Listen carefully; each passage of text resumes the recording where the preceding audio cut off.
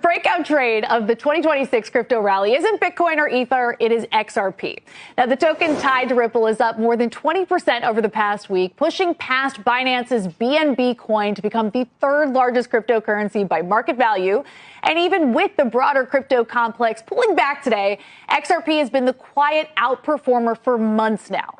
The use case here is payments, specifically cross-border settlement. Ripple designed XRP as a bridge asset. When a bank or payments provider needs to move value from dollars to yen, XRP can sit in the middle and help settle that transfer in seconds instead of days.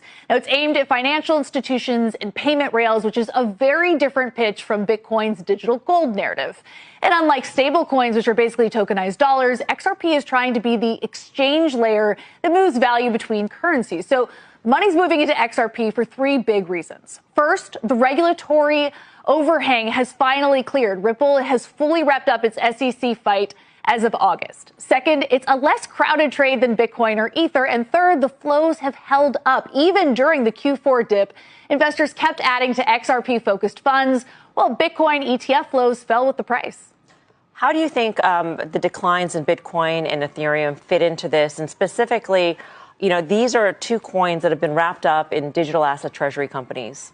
And so there's this whole concern that there's going to be forced selling. So there's sort of that dynamic hanging over, just the decline in those assets in particular. And so maybe it's not surprising that investors are seeking an alternative within the crypto space. Well, precisely. In 9 days from now, the MSCI is going to decide whether names like Strategy can remain as part of the index. You might see other forced selling as part of that. And then you've got XRP, where there's just a lot more upside. And yes, they're coming from a lower base, but that's part of why when you saw the spot Bitcoin ETF selling off in Q4 and all these net outflows, XRP accumulation was quietly gaining momentum.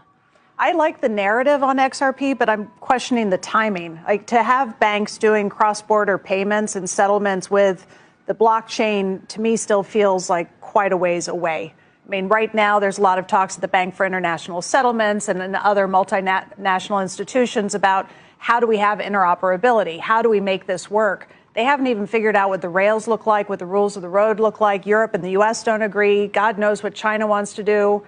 So are you buying it now, knowing that, again, I feel like a broken record here with my copper comment, it's going to go down and up a lot before this is not a straight line at all. I feel like it's more of a hedge against the decision coming from MSCI.